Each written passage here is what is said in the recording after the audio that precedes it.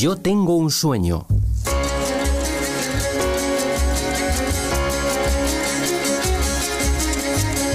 Un programa que aborda la igualdad entre hombres y mujeres, la violencia de género y la discriminación en todas sus manifestaciones. Bienvenidos a Yo tengo un sueño. En este quinto programa vamos a hablar sobre discriminación directa e indirecta por razón de sexo, sobre qué es la igualdad real y la igualdad formal. Sabremos qué es y qué funciones tiene UNIDIS, nuestro centro de atención a universitarios con discapacidad de la UNED, y si deben adaptarse o no los exámenes para los alumnos con discapacidad. También hablaremos sobre qué costumbres religiosas pueden justificar prácticas discriminatorias y qué hacer ante costumbres religiosas que albergan o podrían albergar prácticas discriminatorias. Sabremos qué nos aporta el concepto de androcentrismo para entender las relaciones de género y qué se entiende por el enfoque de la interseccionalidad, en qué consiste la homofobia y cuál es la respuesta de los tribunales y las medidas futuras que se plantean a nivel supranacional sobre este tema. Y también averiguaremos qué normas internacionales de ámbito universal hacen referencia a la igualdad entre hombres y mujeres y qué normas internacionales en el ámbito regional europeo hacen referencia a esa igualdad entre hombres y mujeres. Y por último también sabremos qué ha dicho el Tribunal Europeo de Derechos Humanos acerca del principio de igualdad. Si les apetece acompañarnos, comenzamos. Y comenzamos con una profesora que no es de la UNED, que es de la Universidad Complutense. Es María Garrote de Marcos, profesora de Derecho Constitucional. Bienvenida. Muchas gracias. María Garrote, ¿qué se entiende por discriminación directa por razón de sexo? Se considera discriminación directa por razón de sexo la situación en que se encuentra una persona que haya sido o pueda ser tratada en atención a su sexo de manera menos favorable que otra en una situación comparable. El primer elemento, para empezar, es el trato menos favorable. Se distinguen en este caso dos supuestos.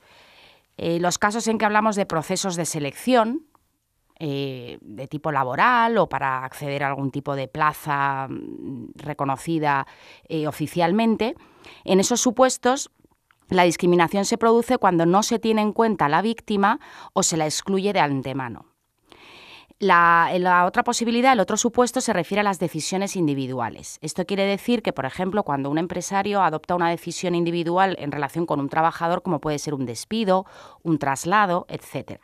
En ese caso, el afectado es objeto de un trato menos favorable que otras personas en la misma situación. Además, hay que decir que el trato debe ser menos favorable, no meramente diferente.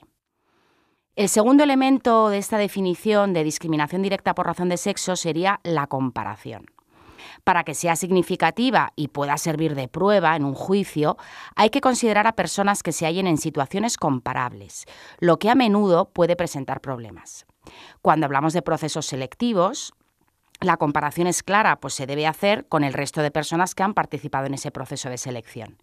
Sin embargo, en las decisiones individuales puede suceder que no haya nadie que esté en una situación comparable, lo que permite que se compare el trato recibido con el que ha recibido en el pasado o recibiría hipotéticamente otra persona. Para finalizar, debemos señalar que la discriminación por razón de embarazo o maternidad se considera también un supuesto especial de discriminación directa por razón de sexo.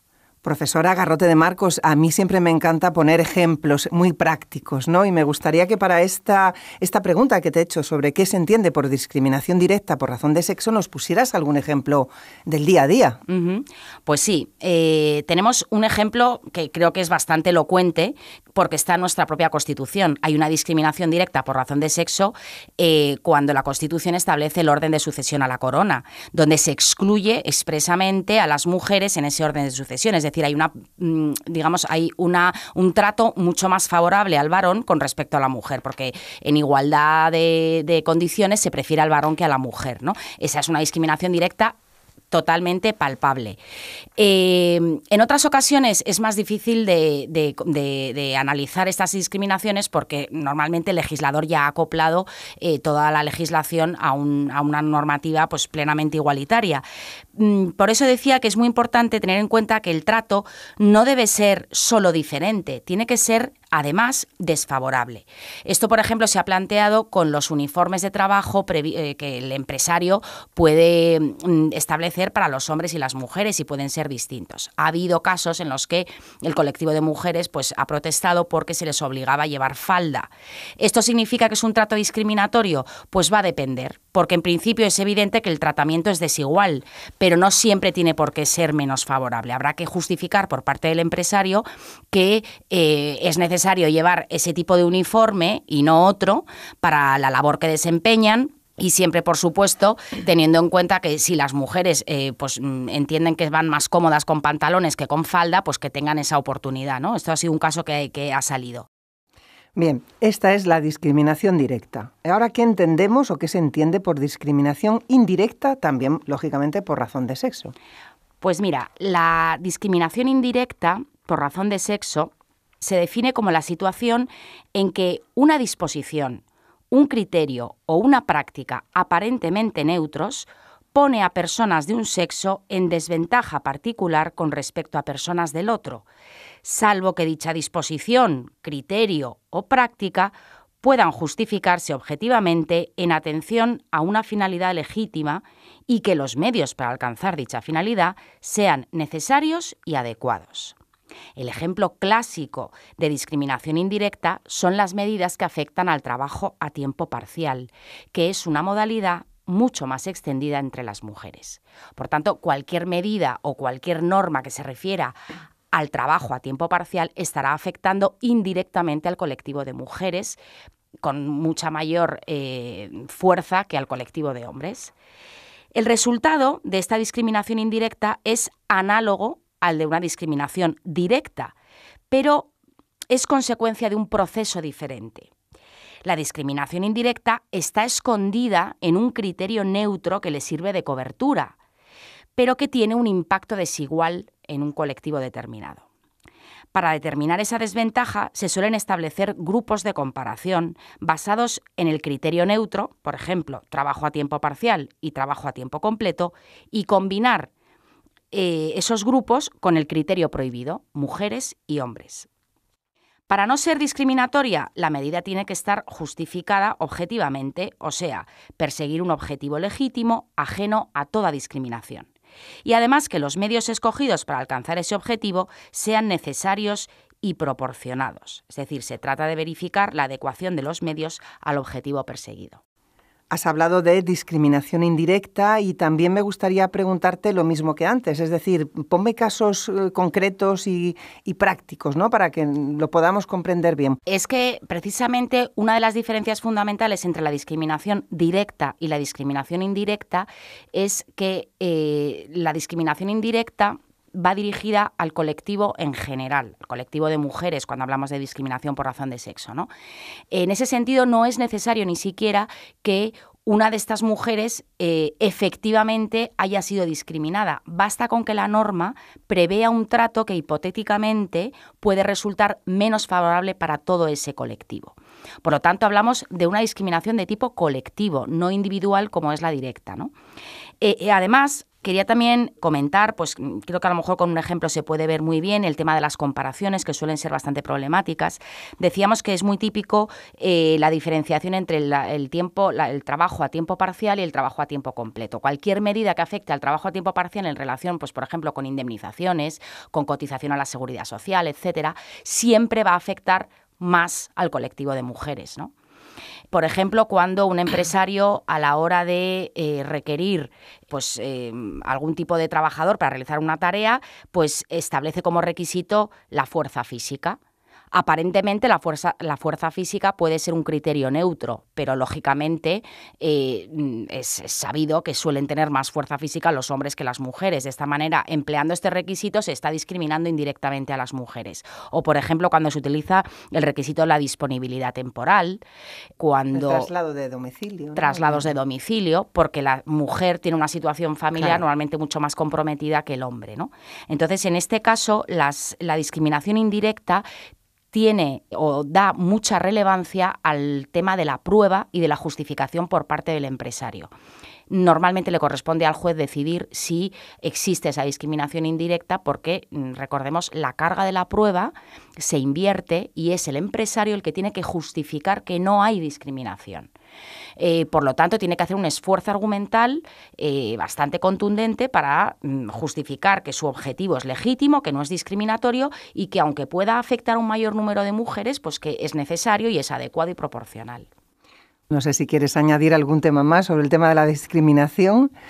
Pues por mi parte decir que últimamente se ha avanzado mucho con este tema a raíz de la Ley de Igualdad del año 2007, de la aprobación de la Ley de Igualdad, pero que todo esto viene quería haberlo introducido antes, por una normativa del ámbito de la Unión Europea, que es fundamentalmente por parte del Tribunal de Justicia de la Unión Europea, donde se ha desarrollado estos conceptos de discriminación directa e indirecta y que creo que se van a seguir consolidando y cada vez con un espíritu mucho más garantista. Seamos positivos, entonces. Muchas gracias. María Garrote Marcos, profesora de Derecho Constitucional de la Universidad Complutense de Madrid, muchísimas gracias por haber participado en Yo Tengo un Sueño.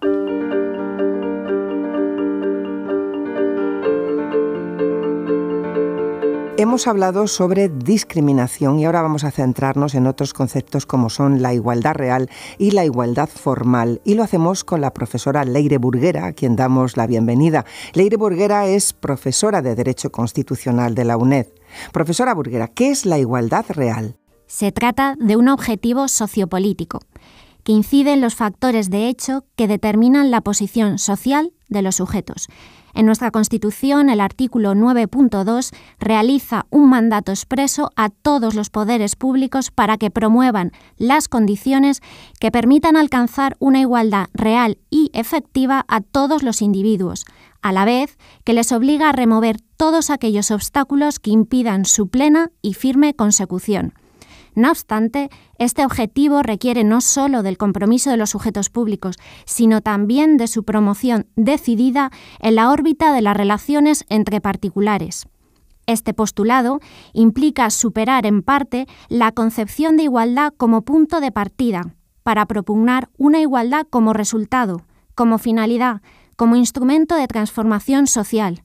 Supone dar un paso más respecto a la igualdad formal, ya que su mero reconocimiento jurídico no ha logrado subsanar las profundas y constatables desigualdades existentes en amplias capas de nuestra sociedad actual. La consecución de una igualdad real, efectiva o de oportunidades implica exigir a los poderes públicos una acción transformadora propia del Estado social y democrático de derecho, y para ello se aprobarán medidas de acción positiva y discriminación positiva. Profesora Leire Burguera Meave, ¿qué es la igualdad formal? Básicamente, cuando hablamos de igualdad formal, en términos generales, hacemos referencia a un auténtico límite a la acción de los poderes públicos y, en concreto, al poder legislativo. Es decir, al poder que efectivamente nos va a dotar de normas. ¿Por qué? Porque lo que le vamos a exigir es una igualdad ante y en la ley. Y además le vamos a exigir que no haya ningún tipo de trato discriminatorio. Cuando nosotros buscamos esa igualdad formal en nuestra Constitución, tenemos que acudir necesariamente al artículo 14 de la Constitución, donde expresamente y de forma literal se nos dice lo siguiente: los españoles son iguales ante la ley, sin que pueda prevalecer discriminación alguna por razón de nacimiento, raza, sexo, religión, opinión o cualquier otra condición o circunstancia personal o social. ¿Esto qué significa? Pues básicamente que cuando nosotros leemos este artículo 14 tenemos que tener muy presente lo siguiente. Por una parte, se exige una igualdad de trato y por otra parte, además, nos prohíbe expresamente todo tipo de discriminación. ¿Esto qué implica? Pues que cuando hablamos de exigencia de igualdad de trato, debemos de ante supuestos de hecho iguales se apliquen necesariamente consecuencias jurídicas iguales. De modo que, si se introducen diferencias, éstas deben de hacerse con una justificación suficiente, fundada y razonable. ¿De acuerdo a qué? Pues a criterios y juicios de valor generalmente aceptados. Esto implica que en este ámbito hablemos normalmente de igualdad en la ley y igualdad ante la ley. Igualdad en la ley significa y se refiere al contenido de la norma. Igualdad ante la ley se refiere a la eficacia de la norma cuando la aplicamos, en su aplicación. Por otra parte, hemos hecho referencia a la prohibición de discriminación. ¿Y esto qué significa? Pues que impide un trato diferenciador desfavorable ante supuestos de hecho similares. No cabe, por tanto, la arbitrariedad, la desigualdad, carente de justificación objetiva y razonable. En definitiva, lo que el artículo 14 de nuestra Constitución prohíbe es que la desigualdad de tratamiento legal sea injustificada por no ser razonable. ¿En qué consiste el derecho de petición y cómo puedo ejercerlo? El derecho de petición queda reconocido en el artículo 44 de la Carta de los Derechos Fundamentales de la Unión Europea y regula este derecho atribuyendo a todo ciudadano de la Unión y a toda persona física o jurídica que resida o tenga su domicilio social en un Estado miembro la posibilidad de formular una queja o bien una solicitud ante el Parlamento Europeo. La cuestión es la siguiente, y es que para ejercitarlo, para efectivamente poder tener ese derecho de petición, nosotros debemos de respetar y tener muy presente dos condiciones. La primera es la siguiente, las quejas o solicitudes deben versar sobre un asunto que pertenezca a alguno de los ámbitos de actividad de la Unión Europea. Y en segundo lugar, que el solicitante o los solicitantes deben de verse directamente afectados por el asunto. ¿Esto qué implica? Pues que una vez que nosotros cumplimos estos dos requisitos, podemos plantear efectivamente esa queja u observación, bien lo hacemos online a través de una plataforma creada al efecto por el Parlamento Europeo, o bien lo haremos de forma directa remitiendo esa queja o petición por papel a una dirección que se nos va a establecer. Este derecho de petición es interesante porque, insisto, no solo podemos plantearlo, sino que nosotros también podemos adherirnos a alguna petición ya presentada y admitida a trámite. ¿Y esto por qué? Porque durante el proceso, el derecho de petición, todas las peticiones planteadas, todas las quejas, solicitudes, etcétera, están claramente expuestas y a nuestra disposición por si, insisto, queremos adherirnos, ya que el proceso de petición es abierto y transparente. Ahora bien, cuando hacemos referencia a que lo planteamos esa queja o solicitud ante el Parlamento Europeo, en realidad lo que vamos a concretar un poco más es que nosotros ese derecho de petición lo vamos a presentar ante una comisión parlamentaria de peticiones, que es la encargada y la que va a examinar esa admisibilidad y sobre todo la que le va a dar trámite. Su objetivo, el de esta comisión parlamentaria, es responder a todas las peticiones y, cuando sea posible, nos va a ofrecer una alternativa extrajudicial a estas preocupaciones o cuestiones legítimas que tenemos en relación con los ámbitos de actividad de la Unión Europea. ¿Qué es la Iniciativa Ciudadana Europea y cómo puedo participar? Desde el año 2012 existe la denominada Iniciativa Ciudadana Europea, que permite que 1 millón de ciudadanos europeos participen directamente en el desarrollo de las políticas de la Unión. ¿Cómo? Pues pidiendo a la Comisión Europea que presente una propuesta de legislación. Para comenzar, debemos de conocer si esa propuesta puede ser objeto de una iniciativa ciudadana, y para ello hay que comprobar si se refiere a una política que pertenezca a algún ámbito de competencia de la Unión, es decir, si la Comisión es competente para ello. Pongamos un ejemplo. La Comisión, por ejemplo, está facultada para presentar una propuesta de acto legislativo en ámbitos como la agricultura, el medio ambiente, transportes o salud pública. Este paso, insisto, que es el primero, nos permite que a continuación, una vez que hemos verificado que efectivamente la podemos presentar, a continuación los ciudadanos nos podemos plantear cómo participar. Y lo podemos hacer por dos vías o medios. En primer lugar, podemos poner en marcha una iniciativa ciudadana. ¿Cómo? Pues a través de la creación y conformación de un comité de ciudadanos que tiene que estar integrado por como mínimo 7 ciudadanos de la Unión Europea residentes en al menos 7 Estados miembros distintos.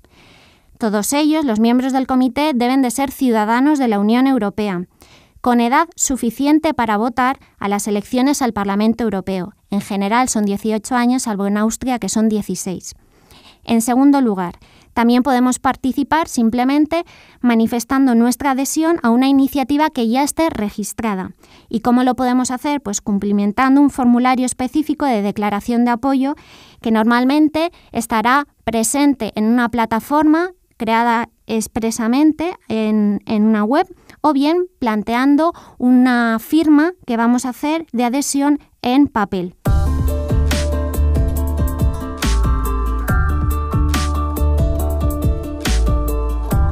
Bien, pues hemos hablado sobre igualdad con Leire Burguera Meave, profesora de Derecho Constitucional de la UNED, y no podemos olvidar que en la UNED tenemos la Oficina de Igualdad. Este programa está precisamente auspiciado por ella. Nuestra universidad, en todos y cada uno de los ámbitos en que se desarrolla su actividad, desde la selección a la promoción, pasando por la política salarial, la formación, las condiciones de trabajo y empleo, la salud laboral, la ordenación del tiempo de trabajo, la conciliación, etc., asume el principio de igualdad de oportunidades entre hombres y mujeres y, por supuesto, tiene especial atención a la discapacidad. En la UNED, con el fin de garantizar la igualdad de oportunidades para los estudiantes con discapacidad y de contribuir a disminuir las barreras para el acceso a la participación, se ha creado UNIDIS, que coordina y desarrolla una serie de planes de actuación. Pero vamos a saber qué es UNIDIS y lo vamos a averiguar con una persona que es especial porque está directamente de cara a los alumnos. Es técnica de apoyo a los estudiantes con discapacidad. Es Alejandra Pereira. Bienvenida, Alejandra. Muchas gracias, Edith. Bueno, yo creo que es mejor que tú nos lo expliques. ¿Qué es UNIDIS? Pues UNIDIS es el Centro de Atención a Universitarios con Discapacidad. Es un servicio dependiente del Vicerrectorado de Estudiantes de la UNED y bueno, pues el objetivo principal es que los estudiantes con discapacidad que desean cursar estudios en nuestra universidad puedan gozar de las mismas oportunidades que el resto de estudiantes de la UNED. Como bien decías, con el fin de garantizar esa igualdad de oportunidades, desde UNIDIS coordinamos diferentes acciones y desarrollamos una serie de planes, entre los cuales está pues, la mediación entre el estudiante y los diferentes departamentos y servicios universitarios, tanto docentes como administrativos, y en este caso, sobre todo para la adaptación de los procesos de enseñanza-aprendizaje y de evaluación a las necesidades derivadas de la discapacidad o de la diversidad funcional de los estudiantes. Por otro lado, desde UNIDIS desarrollamos acciones de sensibilización y formación. Estas acciones principalmente están dirigidas a toda la comunidad universitaria, tanto a los profesores como al personal de administración y servicios, como por supuesto a los propios estudiantes. Este tipo de acciones de sensibilización y formación son sobre todo sobre educación sin barreras e igualdad de oportunidades. Por otro lado, además, coordinamos acciones para la mejora de la accesibilidad física, tan importante en la universidad, y por supuesto de las TIC en los diferentes servicios de la UNED y por supuesto en los centros asociados donde los estudiantes acuden diariamente. Entre otra de las acciones que desarrollamos desde nuestro servicio consiste en el diseño de una red de voluntarios y coordinación de personas entre los diferentes colectivos que integran la universidad. Y bueno, pues por último, el desarrollo de acciones para la integración laboral de los estudiantes y titulados universitarios con discapacidad en colaboración, por supuesto, con el COIE. Está claro que la UNED es una universidad preparada para las personas discapacitadas. Yo sé que tenemos pues desde invidentes, sobre todo, ¿no? Hay muchísimos invidentes. Creo recordar incluso que hace años ganó una invidente el premio fin de carrera, pero vamos, a unos niveles tremendos, ¿no? O sea, que la UNED en esa parte de la población que tiene problemas está haciendo una labor desde hace muchísimos años, ¿no? Sí, así es. De hecho, en la actualidad, datos que refiere la Fundación Universia de este curso 2014-2015, de todos los universitarios con discapacidad que están matriculados en cualquier universidad española, tanto pública como privada, la UNED tiene en torno al 40% de los estudiantes con discapacidad. Solamente nuestra universidad tiene el 40% de todos los discapacitados. Así es, así es. Luego, por tipo de discapacidades, tenemos un número de matrícula enorme. Este año en torno a 9.000 personas o matrículas de personas con discapacidad. Y de esas matrículas, por tipología de discapacidad, en primer lugar estarían las personas con discapacidad física. En segundo lugar, las personas con discapacidad psíquica, sobre todo personas que tienen algún tipo de enfermedad relacionada con la salud mental. En menor medida, algunas personas con discapacidad intelectual, en este grupo de discapacidad psíquica, y después, en tercer lugar, personas con discapacidad visual y auditiva. Bueno, está claro, por ejemplo, los programas, estos mismos programas que estamos haciendo van subtitulados para las personas sordas que no pueden escuchar, entonces todo lo pueden leer, ¿no? Imagino que también habrá otras cosas que haga la UNED para las personas ciegas, como por ejemplo audiolibros, no sé, ¿no? Bueno, el tema del material es verdad que es bastante complicado. En nuestro caso, nuestra editorial sí que facilita el material en formato digital para todas aquellas personas con discapacidad visual que así lo necesitan, y también para aquellas personas con discapacidad física que no pueden manejar los libros en papel. Pero es verdad que en nuestra universidad todavía tenemos pues problemas con respecto al material, en nuestra universidad y en el resto de universidades, porque dependemos de otras muchas editoriales que no son la nuestra. Claro. Y esos materiales no siempre están adaptados a todas las personas con discapacidad. Bien, creo que es más fácil estudiar en la UNED para personas con discapacidad, eso está clarísimo, pero a mí me gustaría saber eso de examinarse, si está fácil para los alumnos con discapacidad. Alejandra Pereira, cuéntanos un poco. ¿Deben adaptarse los exámenes para los alumnos con discapacidad? Desde luego que debe haber adaptaciones para los estudiantes con discapacidad. En primer lugar, porque así lo establece nuestra legislación, pues ya desde la LISMI hace muchos años, que es la Ley de Integración Social de los Minusválidos, hasta los más recientes desarrollos normativos, como puede ser el Estatuto del Estudiante o el Real Decreto Legislativo del 29 de noviembre, por el que se aprueba el texto refundido de la Ley General de Derechos de las Personas con Discapacidad y de la Inclusión Social. Este es un desarrollo legislativo reciente en el que se hablan entre otras cosas, de las adaptaciones. En segundo lugar, las adaptaciones son imprescindibles para que las personas con discapacidad puedan acceder y participar plenamente en el proceso de enseñanza, aprendizaje y, por supuesto, en la evaluación en igualdad de condiciones con los demás. Yo creo que las personas con discapacidad tienen derecho a una educación inclusiva en igualdad de condiciones.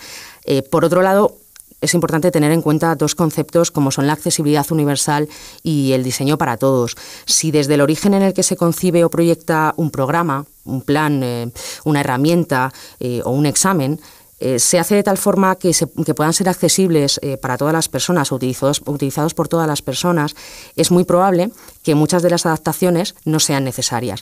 Por ponerte un ejemplo, Edith, si cada estudiante con discapacidad pudiera hacer uso del tiempo que necesita para realizar un examen, no serían precisas algunas de las adaptaciones y modificaciones que se realizan actualmente en nuestra universidad.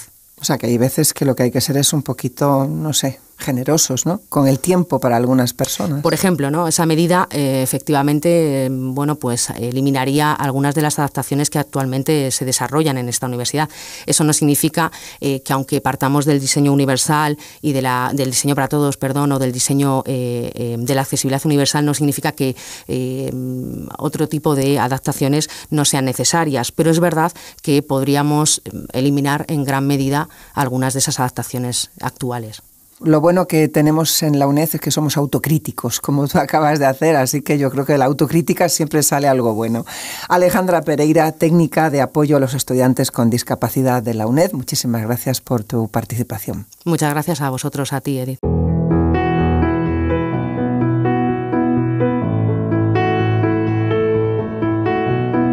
Continuamos en Yo tengo un sueño y lo vamos a hacer con José Daniel Pelayo, que es profesor de Derecho Eclesiástico del Estado de la UNED.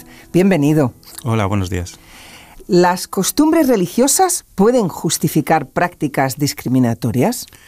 Bien, si nos planteamos esta pregunta, desde luego la respuesta inicial tiene que ser no, evidentemente. Lo que sí que deberíamos preguntarnos previamente es si las costumbres religiosas tienen una justificación o tienen una legitimación a través del ordenamiento civil o del ordenamiento estatal. Cuando hablamos de costumbres religiosas, yo creo que fundamentalmente nos estamos refiriendo a aquellas prácticas relacionadas con la actividad religiosa que habitualmente realizamos y que pueden ir desde la celebración de ritos matrimoniales o ceremonias rituales, actos de cultos como profesiones, etcétera, hasta determinadas costumbres que tienen que ver con nuestro modo de actuar, que se fundamenta finalmente en las prescripciones morales o religiosas que la propia confesión tiene dentro de su credo, ¿no?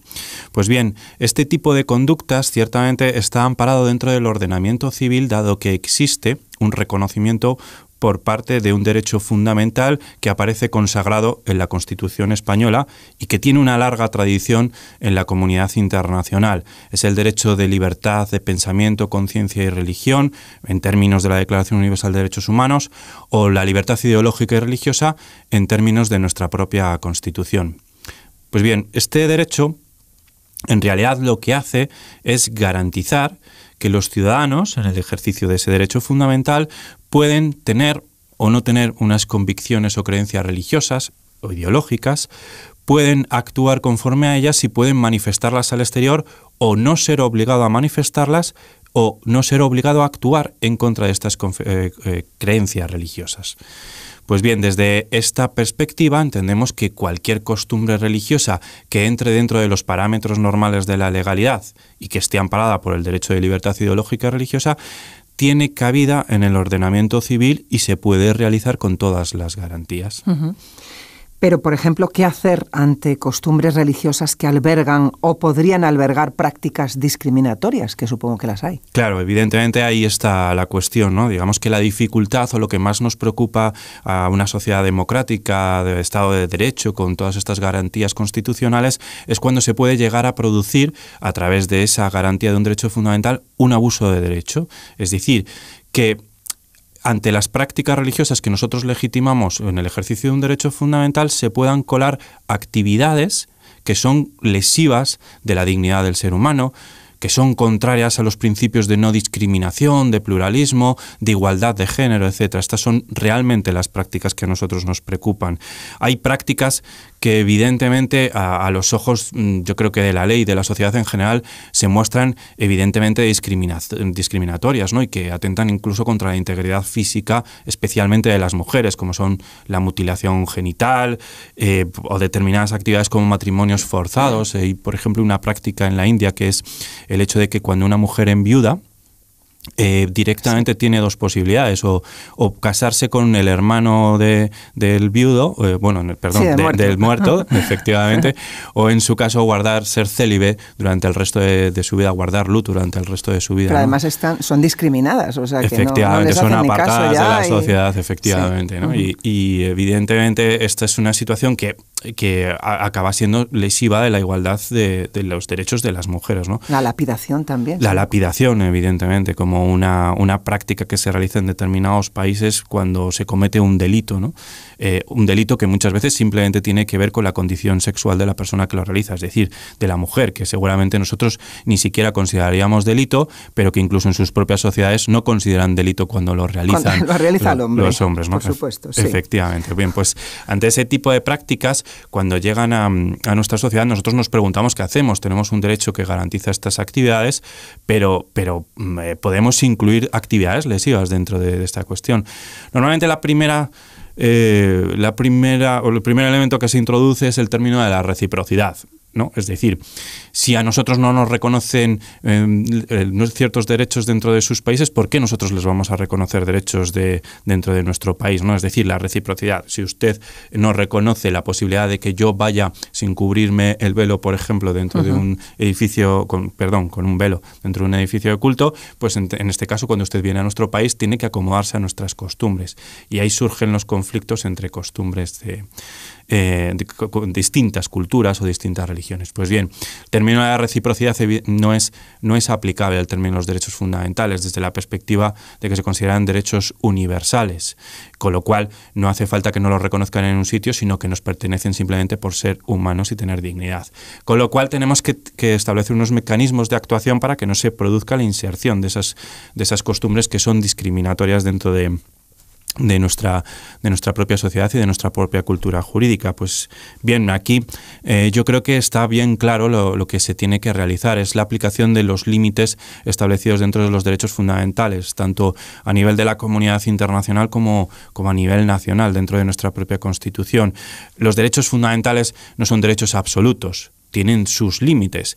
Ciertamente, hay un peligro a la hora de aplicar esos límites. No tiene que ser de forma preventiva la legislación quien lo tiene que hacer, sino que lo más habitual y lo más lógico dentro de la cultura jurídica es que sea un juez el que determine que existe una práctica abusiva o lesiva de los derechos fundamentales a través de un juicio ordinario, y así como es quien lo aplica y cómo se tiene que hacer.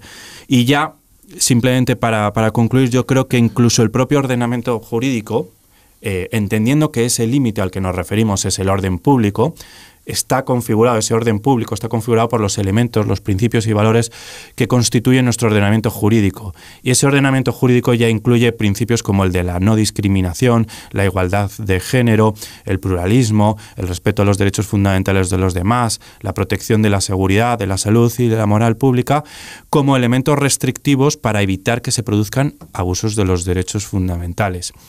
Las últimas tendencias, y ya con esto concluyo, son el hecho de saber hasta dónde llega el orden público. Nosotros actualmente estamos utilizando, en la generalidad de los casos, un concepto de orden público material. Es decir, todos esos elementos, principios, valores, derechos, etcétera, que configuran el ordenamiento jurídico. Sin embargo, ya el Tribunal Europeo de Derechos Humanos está incluso empezando a abrir la puerta a algo que se ha utilizado, por ejemplo, en Francia, y respecto al uso del velo, es la existencia de una especie de orden público inmaterial, que ya no son solamente los elementos que componen el orden jurídico, sino evitar situaciones o prevenir situaciones que puedan suponer cierto peligro, aplicar los principios democráticos y de convivencia habitual, etcétera. Ya son elementos que, aunque sí se pueden deducir directamente del ordenamiento jurídico, no aparecen expresamente recogidos con carácter positivo en la norma. Y parece que este es el argumentario que se está empezando a utilizar, en el cual yo creo que se corren también ciertos peligros. Muy bien, José Daniel Pelayo, decíamos que es profesor de Derecho Eclesiástico del Estado de la UNED, pues nos ha hablado de costumbres religiosas, de prácticas discriminatorias, y creo que nos ha quedado a todos bastante clarito. Muchísimas gracias, José Daniel Pelayo. Muchas gracias, buenos días.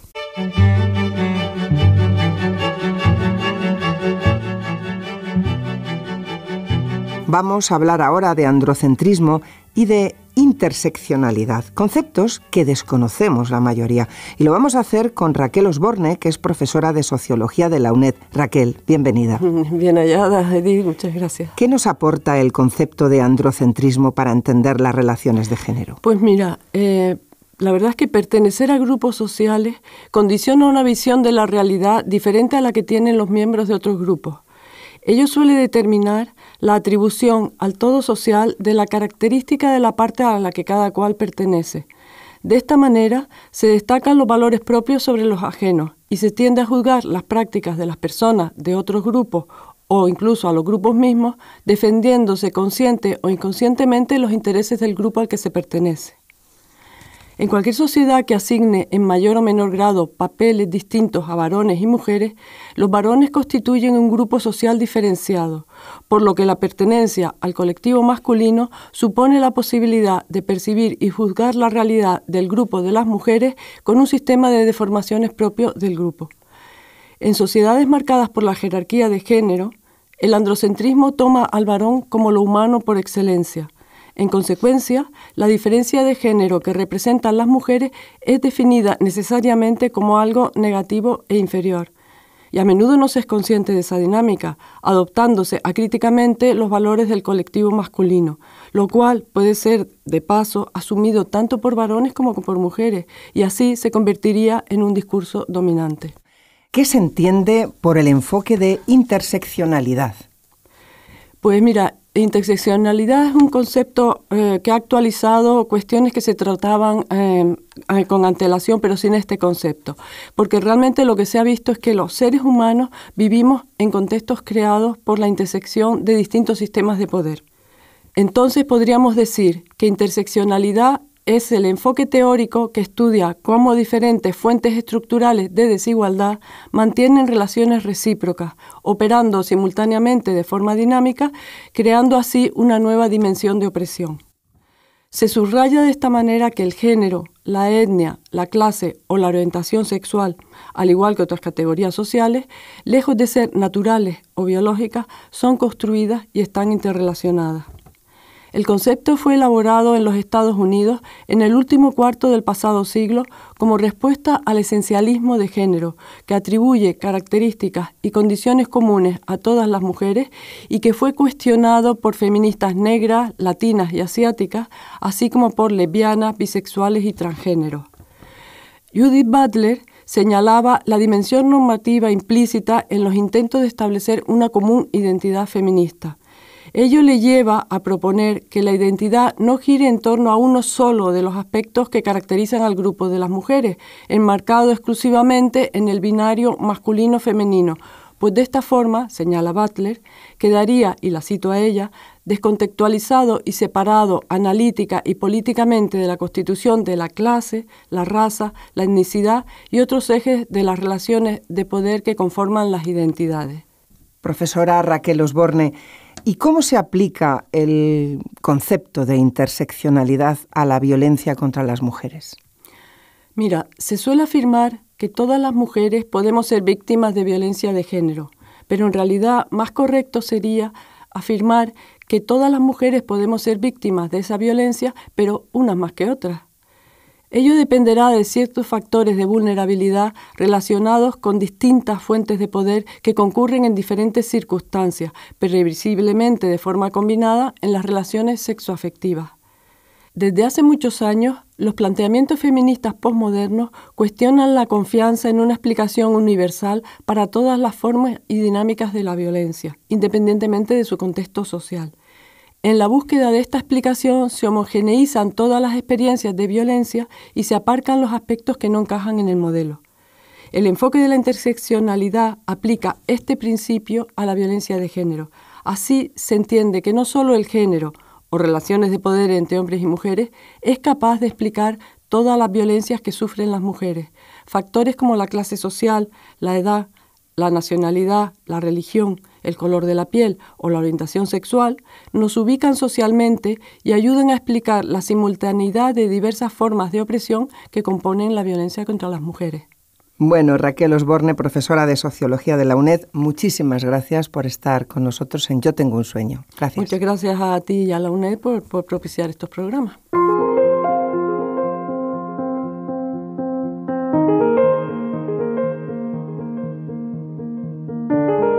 Y ahora pasamos a hablar de homosexualidad, o más bien de ese odio, miedo, rechazo que tienen algunas personas hacia los homosexuales. Contamos con David Martín Herrera, que es profesor e investigador de Derecho Constitucional de la UNED. ¿En qué consiste la homofobia? Bien, la homofobia del informe sobre los crímenes de odio por homofobia en México la definen Alberto Brito y Leonardo Bástida como la aversión, el temor, el rechazo o el prejuicio contra las personas que no cumplen con el rol de género socialmente dominante, materializándose en omisiones, silencio, burla, desprecio, exclusión, rechazo, persecución y violencia. La homofobia es el miedo, la aversión o la discriminación de la homosexualidad, el odio, la hostilidad y la desaprobación de las personas homosexuales. Es el rechazo a las personas o los actos que no siguen el modelo heterosexual hegemónico o que en su actuar cotidiano revelan actitudes sexuales y o genéricas diferentes a las establecidas para lo masculino y lo femenino desde las tecnologías de género. En mayo de 1990, la OMS suprimió la homosexualidad de su lista de trastornos mentales, reconociendo que la orientación sexual no se elige ni se debe intentar modificar. Sin embargo, tales reconocimientos no evitan que actualmente se siga considerando este tipo de sexualidad contraria a las buenas costumbres y otros calificativos como los empleados por el conocido pastor de Alcalá de Henares, y que incluso dentro del sistema educativo se siga afirmando que la homosexualidad irresponsable no es un derecho de las personas, sino un abuso y una desviación de la conducta, en el desacertado análisis de Quintana Cabanas. ¿Y cuál es la respuesta de los tribunales? Aquí sería preciso distinguir entre la motivación prejuiciosa para cometer este tipo de delitos contra personas caracterizadas por este tipo de declinación sexual, que sería conocido ampliamente como hate crimes, y que jurídicamente estaría justificada la agravación final de la pena siguiendo el artículo 22 del Código Penal. Y también habría que distinguirlo de la incitación a la comisión de un delito común consecuencia de este prejuicio homofóbico del artículo 510 del Código Penal, que ha suscitado hasta ahora numerosas controversias judiciales al no ser un tipo autónomo, y que en muchos casos se confunde con el discurso homofóbico, que sí sería deleznable pero admisible dentro del albergo del artículo 10 del Convenio Europeo de Derechos Humanos. A colación con el rechazable análisis de Quintana Cabanas que hemos mencionado anteriormente, el asunto Bergdeland contra Suecia de febrero de 2012, por el que fueron procesados 4 personas que distribuyeron panfletos en los casilleros de un centro educativo para estudiantes entre 16 y 19 años, en opinión unánime del Tribunal Europeo de Derechos Humanos, el contenido de dichos panfletos, en los que, entre algunas cosas, se culpaba a los homosexuales de difundir la plaga del VIH y del SIDA, no representaba ningún tipo de incitación a la violencia, siendo, en cambio, la libertad de expresión aplicable a las ideas que ofenden o disturban. Encontró aquí el Tribunal Europeo restringible el derecho a la libertad de expresión al ser estas 4 personas ajenas al centro educativo y al difundir dicha propaganda homófoba en contra de la voluntad de los receptores. Recordemos que metieron directamente los panfletos en los casilleros de los estudiantes. ¿Qué medidas futuras se plantean a nivel supranacional? La nueva Directiva 2012-29 de la Unión Europea sobre derechos de apoyo y protección a las víctimas de delitos trata de arropar otros tipos de violencia polarizadas en las legislaciones nacionales. En concreto, la nueva directiva entiende como violencia por motivos de género la violencia dirigida contra las personas consecuencia de su sexo, identidad, expresión de género o los tipos violentos que afecten de manera desproporcionada a personas de un sexo determinado. De forma tácita, las instituciones de la Unión han equiparado dentro de una misma directiva a los colectivos homosexual, transexual, hombres y mujeres en oposición a la controvertida Ley Orgánica 1/2004 de medidas de protección integral contra la violencia de género, haciendo así extensible a las agresiones sexuales la trata de personas, la esclavitud, los matrimonios forzados, la mutilación genital, refiriéndose únicamente a la femenina, y el honor. Dice así la directiva: la violencia por motivos de género se entiende como una forma de discriminación y una violación de las libertades fundamentales de la víctima y comprende, sin limitarse a ellas, la violencia en las relaciones personales, la violencia sexual, incluida la violación, la agresión sexual y el acoso sexual, la trata de personas, la esclavitud y diferentes formas de prácticas nocivas como los matrimonios forzosos, la mutilación genital femenina y los denominados delitos relacionados contra el honor.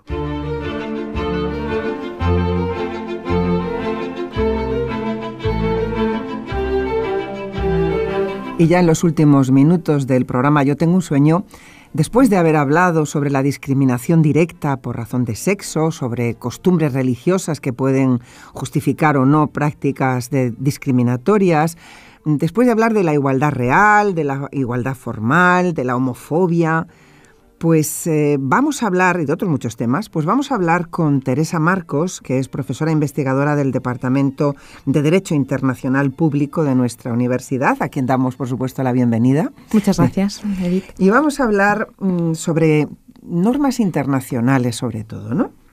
El primer tema sería, ¿qué normas internacionales de ámbito universal hacen referencia a la igualdad entre hombres y mujeres? Sí, en primer lugar hay que destacar que el principio de igualdad entre hombres y mujeres tiene un carácter transversal a toda reglamentación jurídica y a toda acción política en el plano internacional. Y así aparece como uno de los principios fundamentales que inspiran todos los instrumentos jurídicos internacionales en materia de derechos humanos. Este primer concepto es muy importante. En segundo lugar, ya como instrumentos específicos en la materia, como instrumentos que recogen en particular la prohibición de discriminación entre hombres y mujeres, destacamos la Convención sobre la Eliminación de todas las formas de discriminación contra la mujer de 1981. Esta convención, su importancia fundamental es que define el significado de la igualdad e indica además cómo lograrla, estableciendo un programa de acción para que los Estados garanticen el goce de estos derechos. En primer lugar, en cuanto a la definición, se describe la discriminación como toda distinción o restricción basada en el sexo en las esferas política, económica, social, cultural, civil o en cualquier otra esfera. Esta es algo importantísimo porque recoge esa definición como tal. Por otro lado, tal como anunciaba antes, afirma positivamente el principio de igualdad al solicitar a los Estados partes en esta convención que tomen todas las medidas necesarias y apropiadas para asegurar el pleno desarrollo de la mujer, con el objeto de garantizarle el goce de los plenos derechos humanos en igualdad de condiciones con el hombre. Hay otra convención que me gustaría citar, es anterior a esta y es más limitada en cuanto a la materia, y es el Convenio sobre los Derechos Políticos de la Mujer, de 1954, que reconoce lo siguiente: reconoce que las mujeres tendrán derecho a votar en todas las elecciones en condiciones de igualdad con los hombres, sin discriminación alguna, por supuesto, a ser elegibles para todos los organismos públicos en condiciones de igualdad con los hombres, a ocupar todo tipo de cargos públicos y a ejercer todas las funciones públicas sin ningún tipo de discriminación. Esto es una panorámica muy, muy, muy general de las referencias al principio de igualdad en los instrumentos internacionales de carácter universal. De carácter universal. Sí. Ahora vamos, si te parece, a pasar al ámbito regional, ¿no? ¿Qué normas internacionales en el ámbito regional europeo hacen referencia a la igualdad entre hombres y mujeres? Sí. En primer lugar, en cuanto a las normas recogidas en el seno del Consejo de Europa, en primer lugar se encuentra, como no podía ser menos, en el Convenio Europeo de Derechos Humanos, que en uno de sus artículos, en el artículo 14 exactamente, dispone que el goce de los derechos y libertades reconocidos en el convenio tiene que ser asegurado sin distinción alguna entre otras razones por razón de sexo. Aquí, como vemos, y haciendo un poco una comparación con el ámbito universal, también existe ese carácter transversal, es decir, impregna todo el resto de disposiciones del Convenio Europeo de Derechos Humanos. Y esto tiene, por supuesto, repercusión en cómo el tribunal ha interpretado esta noción. Por su parte, la Carta Social Europea integra la igualdad entre hombres y mujeres en el terreno civil, político y social, y plantea además la igualdad en el terreno de la familia y en el del trabajo, dando una importancia particular, esto también es importante, a la conciliación entre vida familiar y profesional. Hasta aquí en el ámbito en el seno del Consejo de Europa. En el seno de la Unión Europea, la Carta de Derechos Fundamentales, que es vinculante para todos los Estados miembros, dispone que se prohíbe toda discriminación y en particular la ejercida por razón de sexo, entre otras varias razones. El artículo 23 recoge que la igualdad entre hombres y mujeres deberá garantizarse en todos los ámbitos, inclusive en materia de empleo, trabajo y retribución.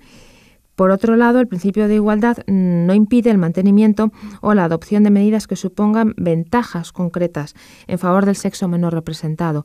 ¿A qué hace referencia este último inciso? Pues precisamente a la posibilidad de introducir medidas de acciones positivas para ayudar al sexo menos representado a superar los obstáculos estructurales que podrían impedirle disfrutar de las oportunidades que formalmente se ofrecen a todos los individuos, hombres y mujeres. Teresa Marcos, hemos hablado de normas internacionales en el ámbito universal y en el ámbito regional europeo. Pero, ¿qué ha dicho el Tribunal Europeo de Derechos Humanos acerca del principio de igualdad? Sí, el Tribunal Europeo de Derechos Humanos, máximo intérprete del Convenio Europeo de Derechos Humanos, ha interpretado en relación a la igualdad entre hombres y mujeres, que, como hemos dicho, se recoge como tal en el artículo 14, aunque también impregna, hemos dicho también todas las disposiciones, que cabe tanto una discriminación directa como indirecta.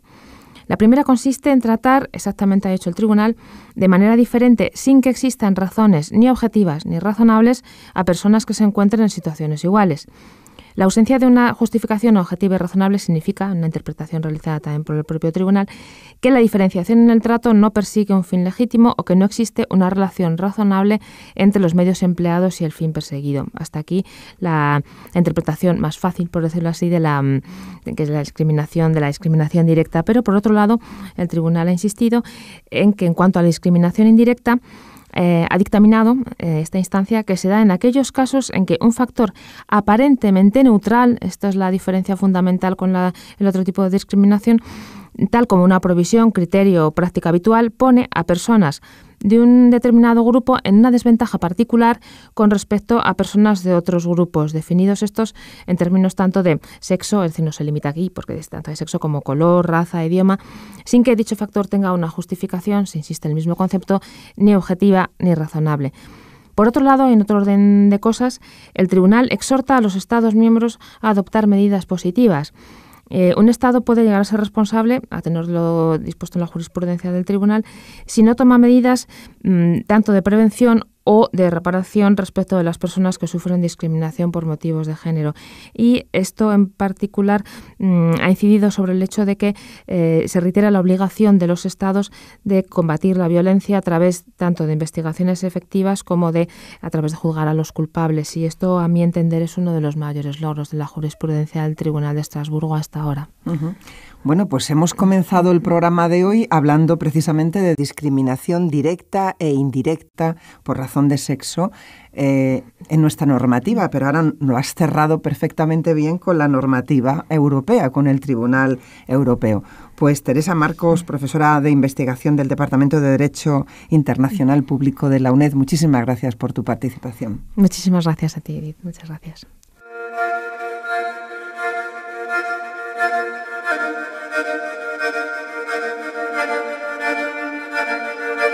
Si el amor nos hiciera poner hombro con hombro, fatiga con fatiga y lágrima con lágrima, si nos hiciéramos unos con otros, unos junto a otros, por encima del oro y de la nieve, aún más allá del oro y de la espada, si hiciéramos un bloque sin fisura con los 7.000 millones de rojos corazones que nos laten, qué hermosa arquitectura se alzaría del lodo.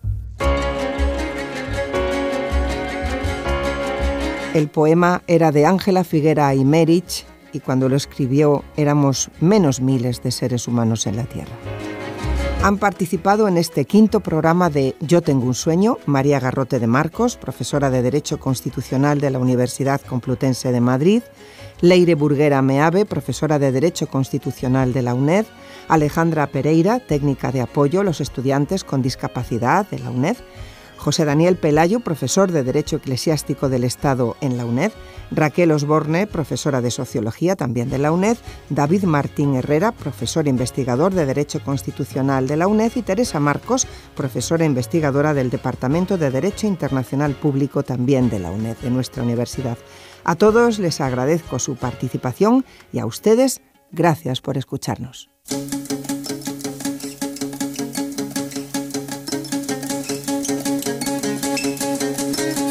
Yo tengo un sueño.